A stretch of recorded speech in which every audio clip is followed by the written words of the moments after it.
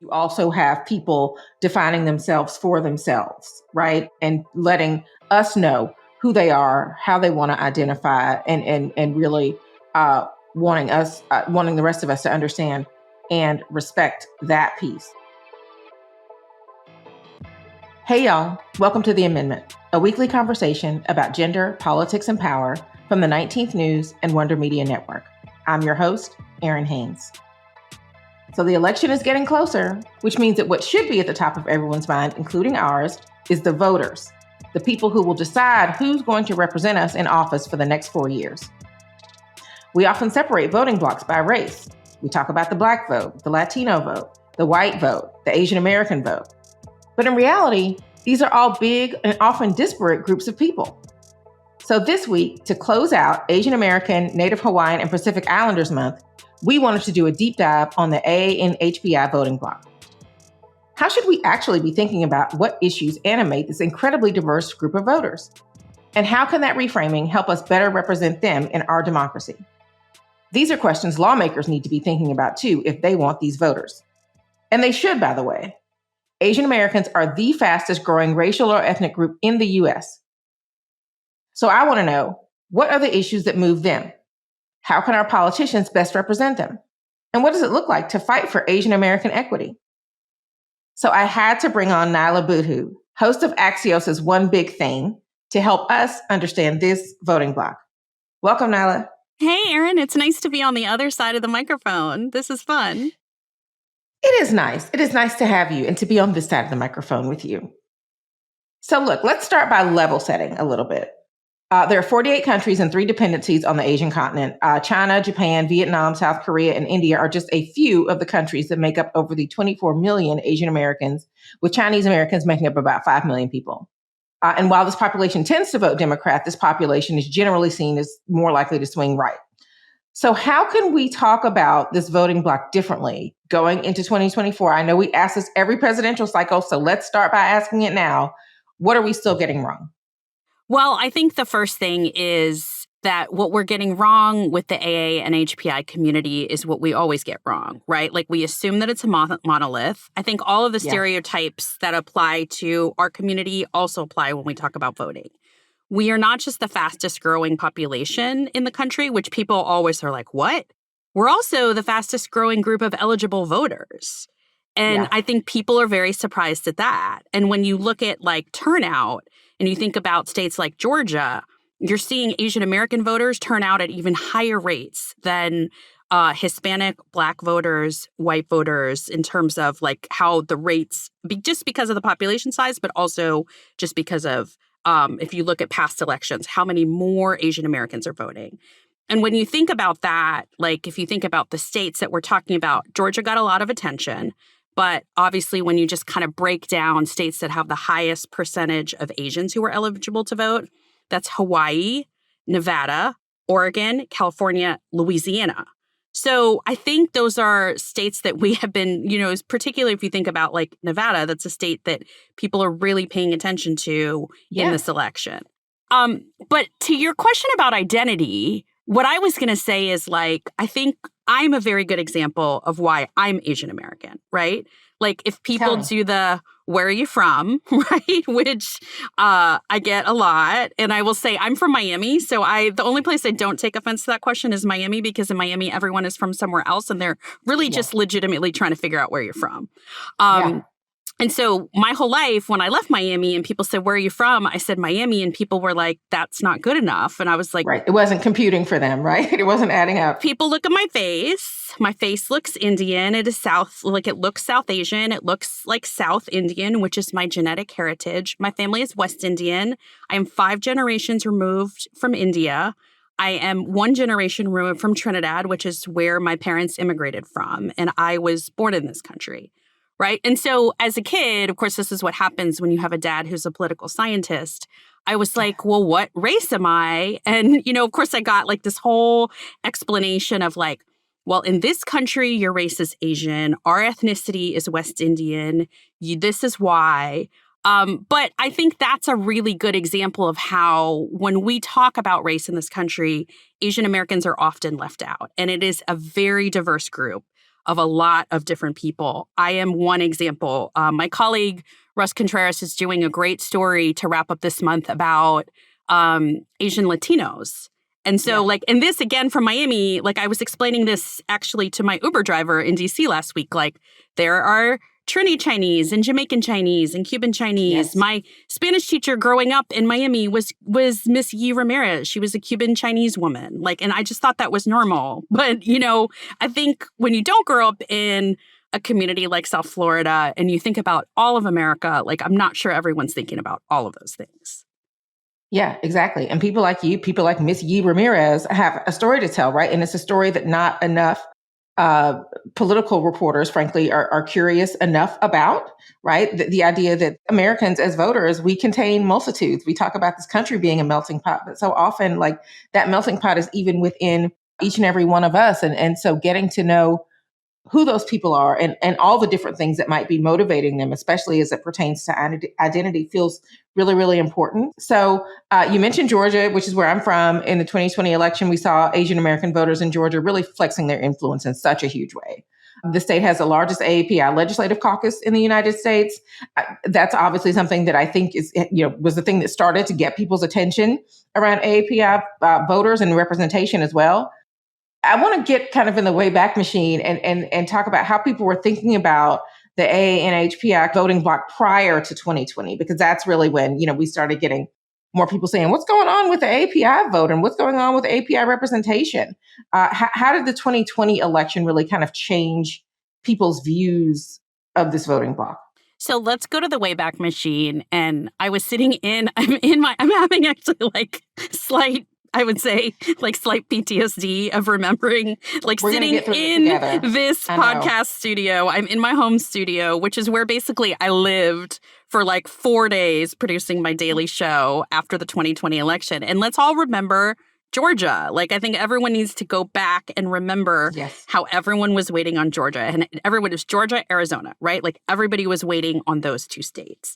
And let's also remember that President-elect Biden carried Georgia, so Joe Biden, when he was president-elect, carried Georgia with less than 13,000 vote lead. That is how much he won by. And that was made in part possible by a historic turnout among the Asian American community, right? And so when we think about the historic nature of Georgia, that was the first time, which I don't need to tell you, right? It's the first time in nearly 30 years, right, that Georgia voters chose a Democrat for president. Yeah. When you think about just again, as we're talking about not a monolith, Asian Indians are the largest voting bloc of AAPI voters in Georgia. And when you think about the numbers and turnout, there are more than 300,000 registered voters right now in Georgia who identify as Asian American or Pacific Islander. And when you look at numbers, it was a 63% increase in turnout from 2016 to 2020 among that voting bloc. Yeah, and how do you get that increase in turnout? How do you get?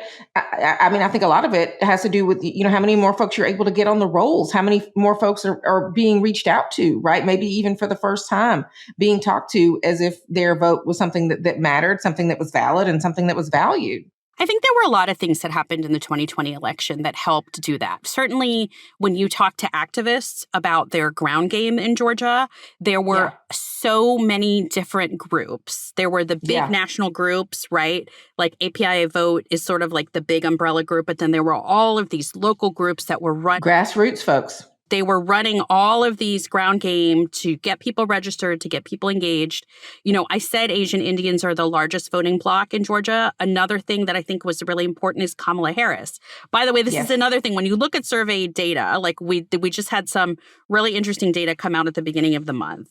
Most Americans do not even recall that Kamala Harris is Asian American. Right?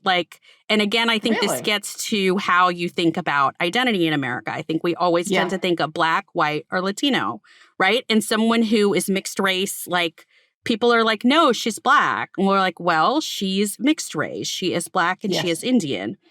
She considers herself Asian American. Oh, yeah. This is absolutely something that she points out. And it's absolutely something that a lot of Asian Americans take a lot of pride in this country. Right. So I think she was a big reason why also, like, that was a big turnout, right? Like, that's a very natural thing. By the way, as we think about this next election, there's a very good possibility that we have 2 Asian American women as vice presidential candidates, because we could potentially have Nikki Haley and Kamala Harris. Like, we could have 2 women of South Asian descent as a vice presidential candidate. Like, that's not certain, of course, but it's certainly a possibility. In case y'all can't tell, Nyala's got the receipts, people. She is doing a lot of research. So I want to ask you about some of that. According to your research, what are the issues that really matter most to the AANHPI voting bloc, and what is motivating them to turn out at the polls? Well, and I think, I think it's the same issues, right? Like, Asian Americans are Americans. Like, Asian Americans are concerned about the economy. Asian Americans are concerned about healthcare. Asian Americans are concerned about immigration.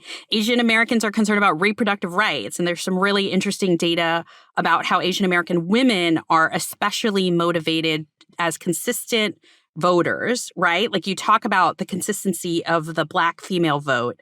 That is also true of the Asian American woman vote. Yeah. Say more about that. Just that's such I think, as we know that this has been, reproductive rights has been an animating issue for so many voters, that is also very true for Asian American women.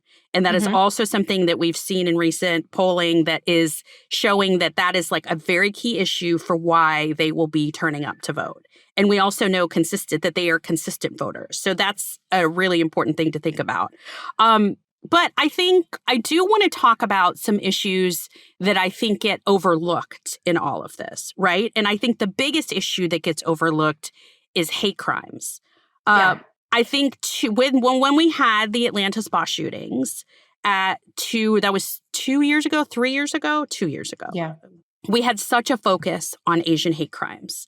And we had a conversation about this in our newsroom a couple months ago, where we have these sort of like newsroom meetings, and we were all talking about things. And someone was like, what happened to Asian hate crimes? I was like, oh, they're still happening. Definitely still happening. And someone was like, but are people talking about it? And I was like, well, look, and I talked to actually Norman Chen about this.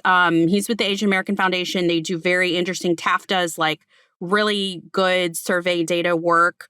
And I think I will say, as I'm talking to you about all these things, what's very different now about 2024 compared to 4 years ago and compared to 8 years ago is we have so much more data. We know historically that we just don't have good data on people of color and that's kind of the gamut, right? Like, not just polling, just kind of everything. Yeah, people didn't see it as a worthy investment.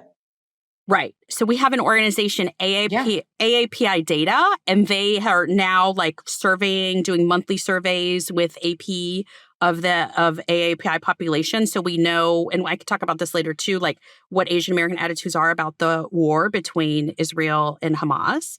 But Asian hate crimes are a huge problem. If you look at the data that just came out at the beginning of this month, national data, 1 in 3 Asian Americans said they had been called a racial or ethnic slur in the past year. Yeah. Yeah. I think you're bringing up such an important point because, while the spa shootings were absolutely a flashpoint and raised issues about AAPI violence, around gun violence, this being a mass shooting, it definitely put the issue of AAPI hate on the radar for a lot of other Americans.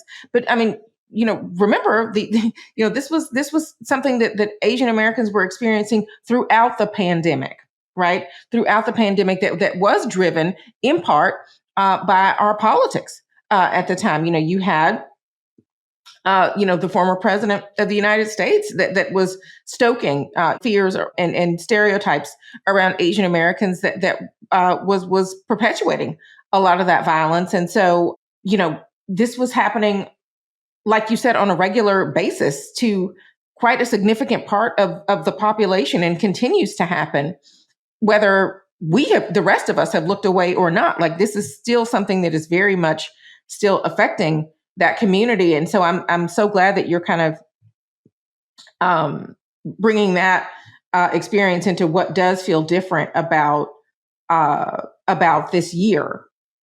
One more thing around kind of the issues that are motivating people. I mean, you talked about some of kind of the traditional issues that motivate them in the same way that a lot of other Americans are motivated: education, the economy, healthcare, et cetera. I think identity can lend itself to nuance around what those voters mean when they say that they care about those issues. Are there examples that you can think of for the AAPI community on any one of those issues that maybe is distinctive in how they're looking at that issue and how that may be motivating them? Well, let's talk about the war, because I think that's a very interesting way. We have some interesting data on that I don't think has been talked about very much, right? And when we look at the data, and this comes from AAPI data, they released a survey in April about this that has never existed before. And basically, half of the AANHPI community says they think the U.S. is not supportive enough of Palestinians. So there's some really, you want to parse into that. It gets very nuanced, right? Mm-hmm. But that is, even when you look at party affiliation, right? Because when you think about the war, most Americans in general, it's very different by party affiliation. But even when you look at party affiliation, 25% of Republicans, 35% of independents, and 66% of Democrats said the U.S. was not supportive enough of Palestinians. So the confusing thing about this data is it also shows that 48% think the U.S. They're saying the U.S. is about right in support of Israel. Half are saying it's about right, and half are saying the U.S. is too supportive. So it gets kind of confusing, and I think this gets to generational differences, which we have seen just like we see with every other racial and ethnic group, there are huge generational differences between older and younger generations. And just like we're seeing with protests on college campuses, younger Asian Americans are much more animated in support of Palestine and Palestinian rights than older Americans. But I think it's very interesting that that this shows, and I think, look, we've talked a lot about the Arab American population. There's been a lot of conversation, rightly focused on Michigan and how much that community can make a difference, right? In a presidential election year like this, we know that it's going to come down to very small margins. And that's why I think these conversations really matter, because all of these communities really matter, because they could be the difference. We saw that with Georgia. Arab American is an identity. It's not a racial category, right. And actually the Biden administration has done some really interesting work on that.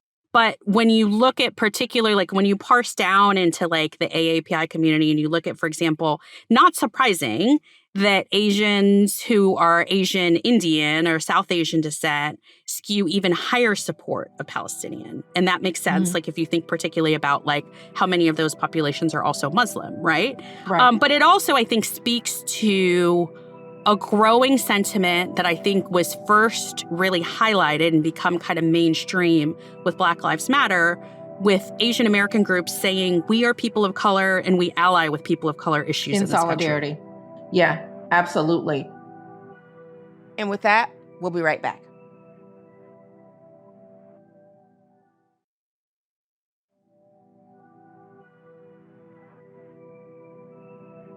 You brought up the census. We're going to do this for your political scientist dad here.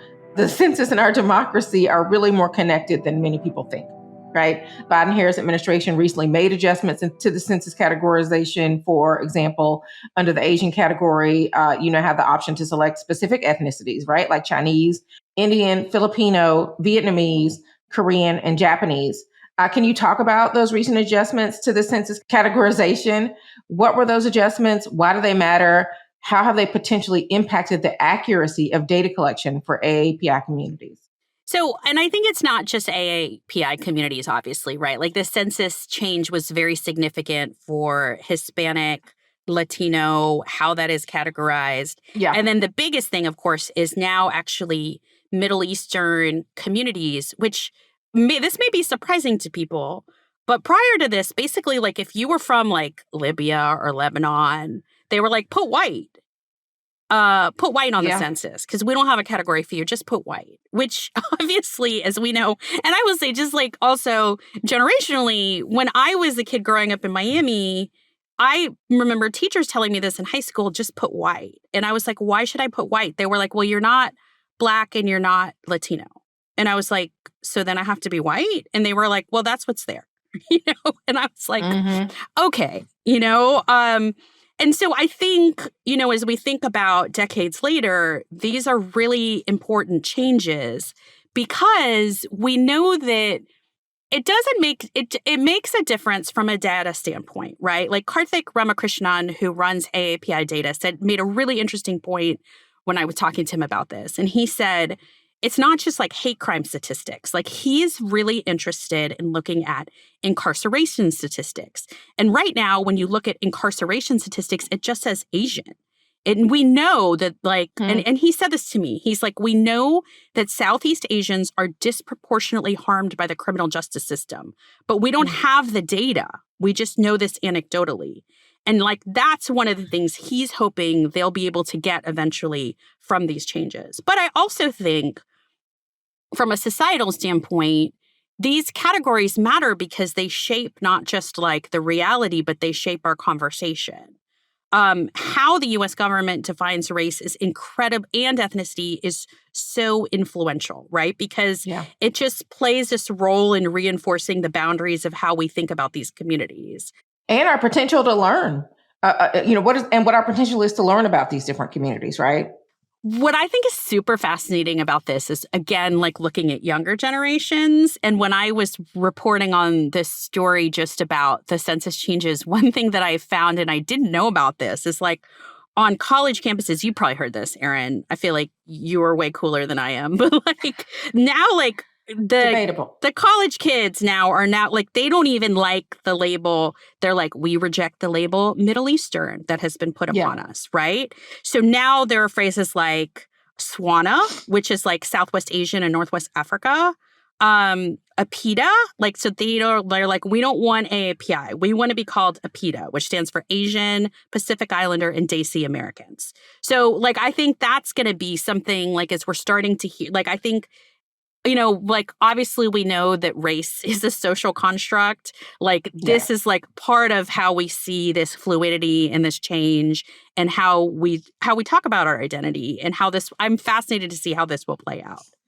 Yeah. I mean, what you're saying feels so important because, even as, our government is maybe rethinking a lot of these identities, you also have people defining themselves for themselves, right? And letting us know who they are, how they want to identify, and really wanting the rest of us to understand and respect that piece. So I want to come back to a point that you were making when you were talking about what we can learn about Asian Americans and their relationship to the criminal justice system, for example. It's making me think about, again, that as part of a broader conversation about violence against Asian Americans, which, again, we do still need to be talking about because it is still very much happening. Can you just talk a little bit more about the ways in which these ongoing hate crimes have affected Asian Americans, particularly older Asian Americans who have been targeted? Thanks for asking that question, because I think this is a really important thing that I think is, again, when you think about the stereotypes or, goes back to the beginning of the conversation, Asian Americans are most likely to say they feel like they don't belong in the U.S. and feel very invisible. And I think these hate crimes, particularly as they happen against elders in our communities, reinforce this in a very tragic way. I was at an event last week. It was the Asian Legislative Congressional Caucus had their big summit. Yeah. Senator Duckworth shared a story, and she shared the story with me right after it happened, about her mother being verbally attacked in a grocery store in Chicago during the pandemic, and how scared she was for her mother. And I think that's a really visible example of what's happening across the Asian American community. And I just want to give you one more statistic here, which I find astounding. TAF, that's the Asian American Foundation, did a survey in March 1 in 5 Asian American adults in New York City reported being physically assaulted in the last year. Yeah, which is terrifying. So we know, and Norman Chen told me that this is affecting lifestyles, like particularly older Asian Americans. They are closing their businesses early. People are shopping less. People are staying home out of fear. Yeah. And I mean, just this feeling of being a target, or the feeling of being invisible. Like you said, 22% of Asian Americans feeling like they belong post-pandemic. Talk about that feeling. Talk about how this climate really impacts people's sense of belonging. Has it affected your sense of belonging? I think that's a great question, because I think everything we've been talking about points to this, right? Like, and so when we know that, first of all, I just want to point out, it's overwhelmingly true for all Americans of color when compared to our white counterparts. The 70% of white Americans feel like they belong. That is not the case for the majority of people of color. It is not. 38% of Asian Americans say they don't feel like they belong in the U.S. And I think this comes from a lot of things, right? It comes from visibility, right? It's everything we're talking about political representation and power, like that matters. And I think it comes from culture. And I think certainly that is changing. So if you think about Netflix, everything from Bridgerton to Never Have I Ever, you have women of South Asian descent just sort of cast just like normally. And it's not like a thing. It's just part of their life.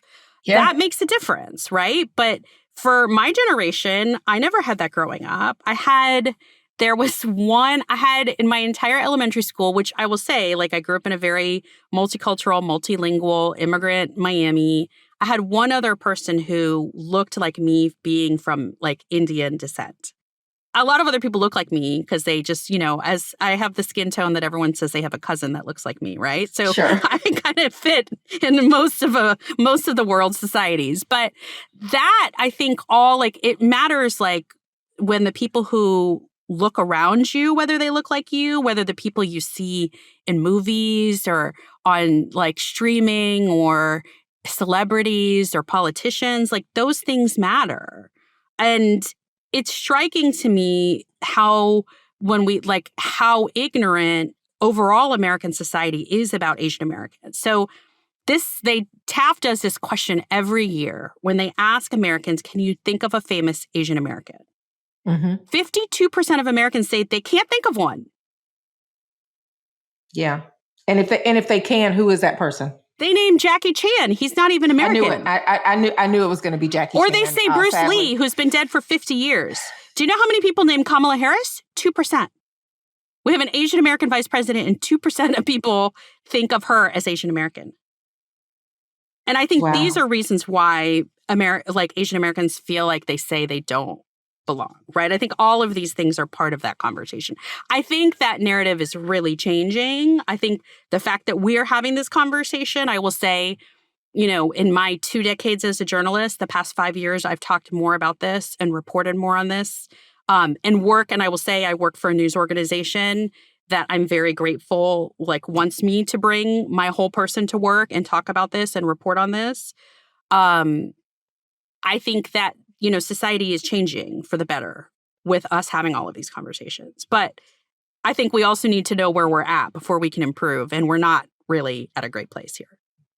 Yeah, absolutely true. Part of belonging, especially, in America, in our democracy, is, voting for so many people. And so I'm wondering if what you're talking about around, attitudes around belonging and even around being a target is this violence, are these attitudes about belonging really helping some Asian Americans in this moment to find their voice, particularly in our politics? I think that you see some really interesting candidates, and I'm really, because I'm in Washington, I'm really kind of more clued into the sort of the national scene of Congress. And I think someone like Andy Kim is really fascinating in New Jersey. Tammy Duckworth likes to say there's more men named John in the U.S. Senate than there are senators of color. If Andy Kim wins in the New Jersey Senate race, which all signs point to he will be, he will become the 9th Asian American senator in U.S. history. In the entire history of the U.S., he will be the 9th. I don't know that many Americans could even name any of the previous ones. That is not history that is being taught. And when people, see those kinds of examples or know about those kinds of examples, that can also help for folks to understand that is something that might be possible for them, that is something that they maybe even need to be thinking about, right? People probably are like, who's Andy Kim? And I bet you actually know him because he became very popular because there was a photo of him that went viral after January 6th because he was kneeling on the floor of Congress sweeping it up. And he was picking up debris. And he just literally started sweeping up debris from the January 6th protesters. And there was a photograph of him like sweeping things up that went viral. And then other colleagues came and helped him. And he talked about being a Korean American immigrant. Like his family is Korean descent. And he just talked about how sacred he thought the halls of Congress were and how he was so mortified. So people, I think particularly like Northeastern from like New York, New Jersey, people are like, oh, that's Andy Kim. He's the one who cleaned up the halls of Congress. But yeah, like how often do those stories get told? Yeah. And how often do we get to see somebody like that depicted as patriotic in this country in that way, right? It is not nearly often enough, I would suggest. Yeah. Well, I want to get to the 2024 of it all here. The Biden administration recently tried to draw a distinction between Chinese Americans and the Chinese Communist Party, which is a departure from the Trump administration's rhetoric on China, where he specifically blamed the country for the COVID-19 pandemic. Can you just talk about some recent examples where the Biden-Harris administration has tried to draw this distinction? I think the Biden and Harris administration has consistently tried to draw this distinction. I'll be frank with you and say I don't know if people notice. So recently when the Biden-Harris administration announced like a new series of tariffs against China, I think they try to make very clear those distinctions, right? This is something against the Communist Party in China. This is something against Beijing. And I will say the U.S. Trade Representative, Katherine Tai, is the highest ranking Asian American in the cabinet. So I think that was a deliberate choice by the Biden administration as well. So I think what they can talk about that, and I think that's very important to do. But the reality is that there are many other politicians who are equally loud or louder who do not make those distinctions. And I think when you wrap that into the narrative, the overall narrative of immigration and the way we talk about immigrants in this country now, and I think that, and we can see how much that's shifted overall American opinion about immigrants, right? So I think it's really important to think about that whole context. And while I think it's important that they make that distinction, and as I should say, it's also really important for journalists to make that distinction.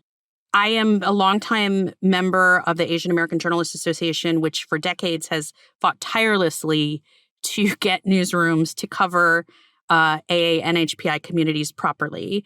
It's really important for journalists to say Beijing, to not say like China, say Beijing, say the CCP, say what it is, instead of these big labels that then get translated to other people. Yeah. Yeah. Well, I mean, we have certainly had careers where we've seen a lot of change around identity in our country. As an Asian American, I just wonder what changes you're hoping to see when it comes to our politics and specifically our elected leaders. I just think that the important thing would be, and I think this is happening, but I think to recognize, I think the narrative needs to be that Asian Americans are an important political force in this country, both at the individual level for voters as well as politically, with politicians. And I don't think that that's necessarily recognized. And I think that's, obviously, I'm a journalist in Washington for Axios. I'm going to say that I think politics really matters. And I think that it makes power, there's a reason why people who are in power can change things. And I think that that to me is a really important thing that I would like to see recognized. And also I would like to say that to see it recognized, and I think this is a problem with every community of color, not just in a presidential election year, right? But to see this recognized as a consistent force in the American economy, like in the American political process and in American history, right? Like Asians have been part of American history. Like people probably don't know, the beginning of American immigration law was the Chinese Exclusion Act in 1882. Oh, yeah. In 1882, we were trying to exclude Chinese. Like, that is how long Chinese people have been in this country. Like, let's be clear.